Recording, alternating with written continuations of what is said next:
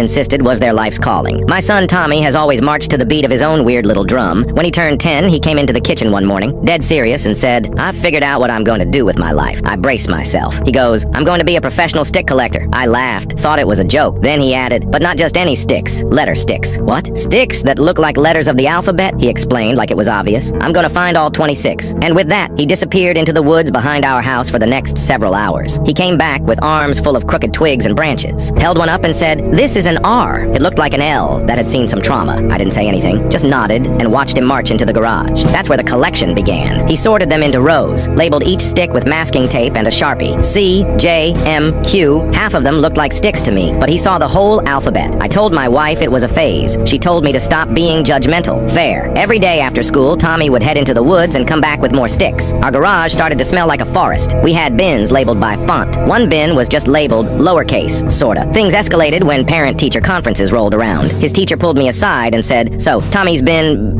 trading sticks for lunch items?" Apparently, he convinced half his class that different letter sticks had special powers. A T could help you ace tests. An S helped with soccer skills. Kids were handing over chips, cookies, entire juice boxes for a chunk of bark shaped vaguely like a bee. He even had a little notebook where he tracked trades and stick values. I sat him down, tried to steer him toward, normal hobbies. Sports, music, video games, stuff other kids were into. "Dad," he said, looking me dead in the eye, "you don't get it. These sticks are gonna make us rich." I just stared at him. I wanted to argue, but honestly, part of me respected the confidence. Then, one Saturday, we were at the park, and Tommy was sitting near the fountain, carefully arranging sticks on a bench like he was curating an exhibit. I was nearby, pretending not to know him, when this woman walked up. She introduced herself as a local art gallery owner and asked him about his work. Tommy lit up, gave her the whole pitch, explained the concept of organic typography and how each stick had energy based on letter identity. She looked genuinely intrigued. A week later, she called us and asked if Tommy would like to feature a small installation in her upcoming exhibition. I laughed. Tommy didn't. He spent the whole week prepping, cleaned up each stick, polished them with olive oil for some reason, and relabeled everything with better handwriting. We showed up for opening night at this trendy little gallery downtown. I figured no one would care. Probably some wine, a few polite compliments, and we'd go home. Everything sold. Outside every single stick, gone. Someone paid $200 for a stick shaped like an X that I'm 90% sure came from the gutter. Tommy made $2,300 in one night at 11 years old. By the next month, the gallery had requested a second round. A journalist wrote a piece calling it